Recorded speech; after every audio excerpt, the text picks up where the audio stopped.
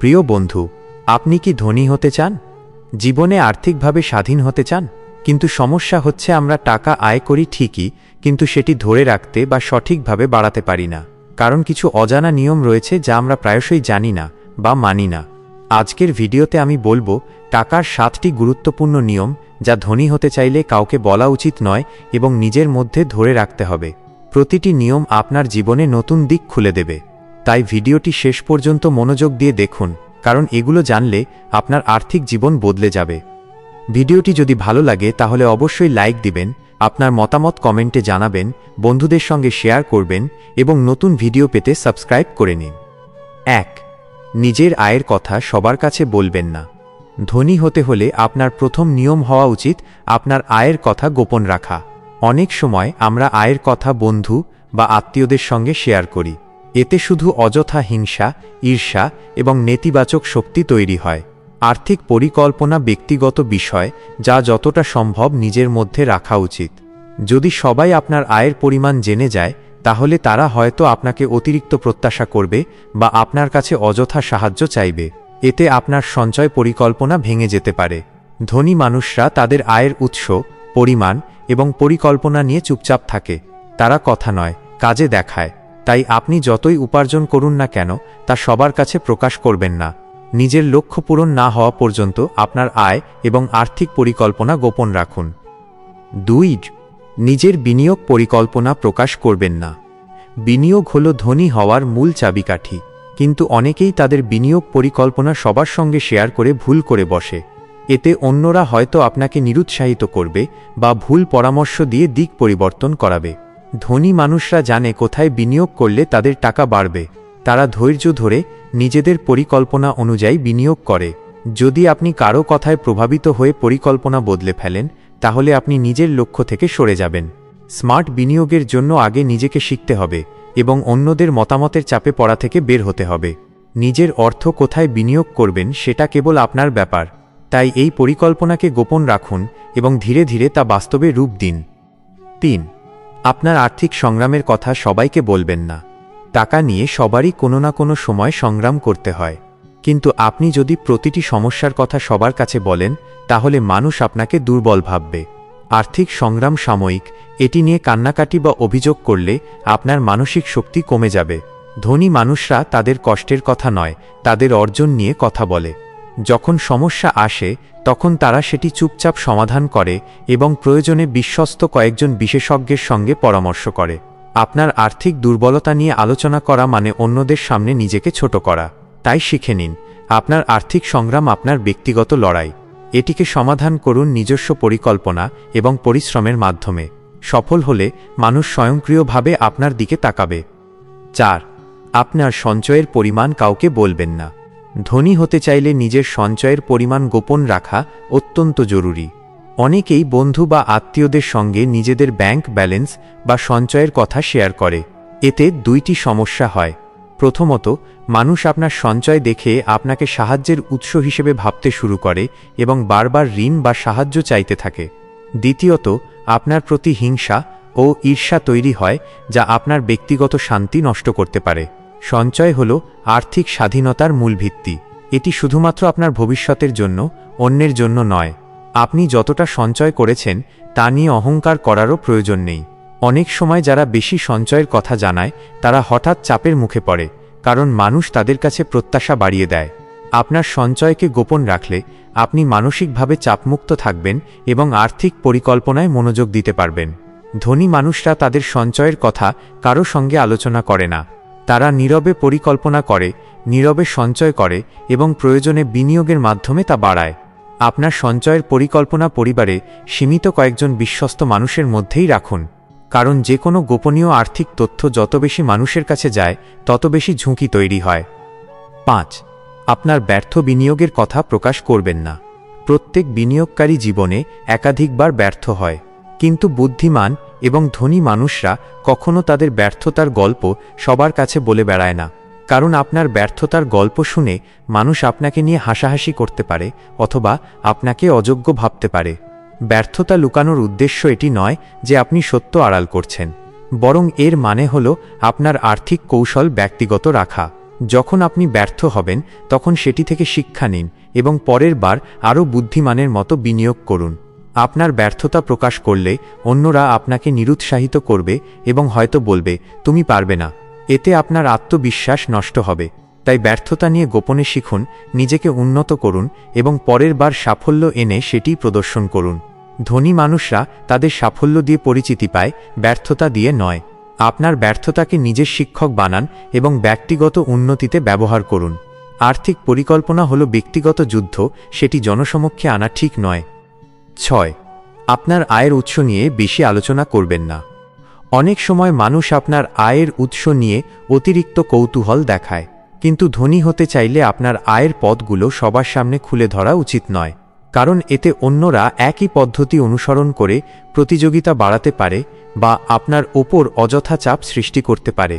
আপনার আয়ের উৎস হতে পারে ব্যবসা, ফ্রিল্যান্সিং, বিনিয়োগ বা যে কোনো কিছু, কিন্তু যদি আপনি সবসময় আয়ের উৎস প্রকাশ করেন তাহলে অনেকে হিংসা করবে, কেউ কেউ আপনার পথ কেটে দেওয়ার চেষ্টা করবে। এই জন্য সফল মানুষরা সাধারণত তাদের আয়ের উৎস খুব সীমিত পরিসরে আলোচনা করে।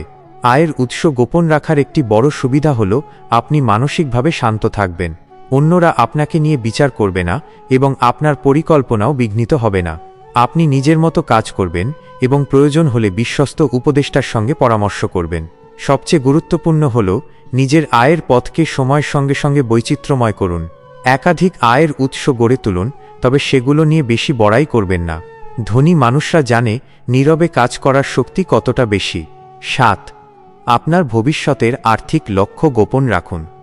ধনী হতে চাইলে সবচেয়ে বড় যে অভ্যাসটি গড়ে তুলতে হবে তা হল নিজের ভবিষ্যতের আর্থিক লক্ষ্য কাউকে না বলা, কারণ লক্ষ্য যত বড় হবে তত বেশি মানুষ তা নিয়ে প্রশ্ন তুলবে।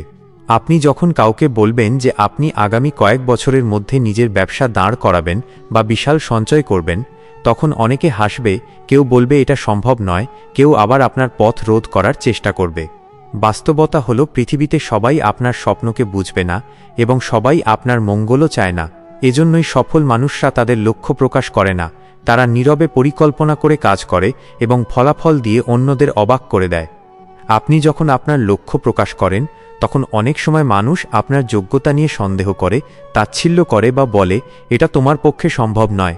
এসব কথা আপনার আত্মবিশ্বাসকে ধীরে ধীরে ক্ষতিগ্রস্ত করে। অনেক সময় আমরা অজান্তেই এসব নেতিবাচক কথা মনে গেঁথে ফেলি এবং নিজের স্বপ্নকে ছোট ভাবতে শুরু করি। কিন্তু আপনি যদি কাউকে না বলে নিজের মতো পরিশ্রম করেন তাহলে আপনার চারপাশের সমালোচনার আওয়াজ আপনাকে থামাতে পারবে না। আরেকটি বিষয় হল, যখন আপনি আপনার লক্ষ্য প্রকাশ করেন তখন মস্তিষ্ক এমন একটি অনুভূতি তৈরি করে যেন আপনি ইতিমধ্যে সেই লক্ষ্য পূরণের পথে অনেকটা এগিয়ে গেছেন। অন্যদের প্রশংসা পেলে বা বাহবা পেলে আপনার ভেতরের তাগিদ কমে যায়। এটা মনোবিজ্ঞানে প্রমাণিত। তাই বড় বড় লক্ষ্য নিয়ে কথা না বলে বরং নীরবে তার জন্য প্রতিদিন ছোট ছোট পদক্ষেপ নেওয়া জরুরি। ধনী মানুষরা সবসময় এই নিয়ম মেনে চলে। আপনার লক্ষ্য গোপন রাখলে আপনি অপ্রয়োজনীয় চাপ থেকে মুক্ত থাকবেন, কারণ একবার যদি মানুষ জেনে যায় আপনি কি করতে যাচ্ছেন তাহলে তারা আপনাকে নিয়মিত প্রশ্ন করতে শুরু করবে। কেমন এগোলো, কোথায় পৌঁছালেন, আয় কত হলো, এসব প্রশ্ন আপনার মানসিক চাপ বাড়াবে এবং অনেক সময় অকারণে আপনাকে হতাশ করবে। এর ফলে আপনি কাজের প্রতি আগ্রহ হারাতে পারেন। কিন্তু আপনি যদি নীরবে নিজের মতো পরিকল্পনা করে এগিয়ে যান তাহলে বাইরের চাপ ছাড়াই আপনি আরও মনোযোগী হতে পারবেন। এছাড়া সমাজে অনেক মানুষ আছে যারা অন্যের উন্নতি সহ্য করতে পারে না। আপনি যদি বলেন আগামী 5 বছরে আপনি নিজের বাড়ি বানাবেন বা আর্থিকভাবে স্বাধীন হবেন, তখন অনেকে সরাসরি না বললেও ভেতরে ভেতরে হিংসা পোষণ করবে। তারা হয়তো সুযোগ পেলেই নেতিবাচক কথা বলে আপনাকে নিরুৎসাহিত করবে। এজন্যই আপনার লক্ষ্য গোপন রাখা আপনার নিজের জন্য নিরাপদ। ধনী মানুষদের জীবন লক্ষ্য সাধারণত তাদের ভেতরে থাকে। তারা এটি নিয়ে কথা বলে না, বরং পরিশ্রম করে ফলাফল অর্জন করে এবং পরে সেটি দেখিয়ে সবাইকে অবাক করে। যখন ফলাফল সামনে আসে তখন আর কাউকে কিছু বলার দরকার হয় না, কারণ আপনার সাফল্যই তখন সব কিছু প্রমাণ করে। আপনি হয়তো এখন স্বপ্ন দেখছেন একটি ব্যবসা শুরু করার, বড় অঙ্কের বিনিয়োগ করার বা আর্থিক স্বাধীনতা অর্জনের। এই স্বপ্নগুলো নিজের মধ্যে রাখুন, নীরবে পরিকল্পনা করুন, প্রতিদিন ছোট ছোট পদক্ষেপ নিন, শিখুন, সঞ্চয় করুন, বিনিয়োগ করুন এবং এক সময় দেখবেন আপনার স্বপ্ন বাস্তব হচ্ছে। মানুষ তখন অবাক হয়ে যাবে এবং জিজ্ঞেস করবে কিভাবে করলেন, আর তখন আপনার উত্তর হবে আপনি শুধু নীরবে পরিশ্রম করেছেন। মনে রাখবেন, লক্ষ্য গোপন রাখা মানে তা আড়াল করা নয়, বরং নিজের স্বপ্নকে নেতিবাচক প্রভাব থেকে রক্ষা করা। আপনি যত নীরবে কাজ করবেন তত দ্রুত ফল পাবেন, কারণ তখন আপনি শুধু নিজের উপর ফোকাস রাখতে পারবেন। আপনার পরিকল্পনা, আপনার অগ্রগতি আর আপনার ফলাফল সবই তখন আপনার নিয়ন্ত্রণে থাকবে এবং বাইরের কথাবার্তায় তা প্রভাবিত হবে না।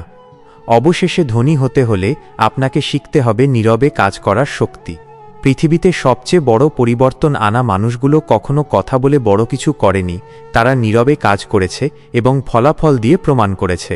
তাই আজ থেকে সিদ্ধান্ত নিন, আপনার ভবিষ্যতের আর্থিক লক্ষ্য কাউকে নয়, কেবল নিজের সঙ্গে শেয়ার করবেন। পরিকল্পনা নিজের মতো রাখবেন এবং ধীরে ধীরে সেই লক্ষ্য পূরণের জন্য প্রতিদিন পরিশ্রম করবেন। একসময় ফলাফল এমন জোরে কথা বলবে যে তখন আর কাউকে কিছু ব্যাখ্যা করার দরকার হবে না।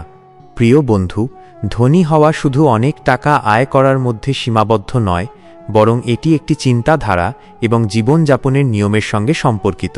সফল মানুষরা সবসময় নীরবে কাজ করে এবং তাদের পরিকল্পনাকে গোপন রাখে, কারণ তারা জানে যত কম মানুষ আপনার অর্থনৈতিক পরিকল্পনা সম্পর্কে জানবে, তত আপনি নির্ভয়ে এগিয়ে যেতে পারবেন। এই 7টি নিয়ম আপনার জীবন বদলে দিতে পারে যদি আপনি সেগুলো নিয়মিতভাবে মেনে চলেন। মনে রাখবেন, অর্থ শুধু বিলাসিতা বা বড় বাড়ির জন্য নয়, এটি স্বাধীনতার জন্য, আপনার নিজের এবং পরিবারের নিরাপত্তার জন্য। আপনি যখন নীরবে পরিকল্পনা করে এগিয়ে যাবেন, সঞ্চয় করবেন, বিনিয়োগ করবেন এবং নিজের স্বপ্নের জন্য কাজ করবেন, তখন একদিন আপনার সাফল্য নিজেই কথা বলবে। মানুষ অবাক হয়ে জিজ্ঞেস করবে, কিভাবে করলেন? আর আপনার উত্তর হবে, আমি শুধু নীরবে কাজ করেছি এবং নিজের লক্ষ্য আঁকড়ে ধরেছি। তাই আজ থেকে নিজের অর্থনৈতিক জীবনকে নতুনভাবে সাজান। আয়, সঞ্চয়, বিনিয়োগ এবং লক্ষ্য নিয়ে কাউকে কিছু বলবেন না। নিজের পরিকল্পনা নিজে রাখুন, পরিশ্রম করুন এবং ধীরে ধীরে আর্থিক স্বাধীনতার পথে হাঁটুন। মনে রাখবেন, ধনী হওয়া ভাগ্যের খেলা নয়, এটি সঠিক নিয়ম মেনে ধৈর্য এবং বুদ্ধিমত্তার সঙ্গে এগিয়ে যাওয়ার ফল। আজই সিদ্ধান্ত নিন, আপনার স্বপ্নকে গোপনে লালন করে একদিন তা বাস্তবে রূপ দেবেন।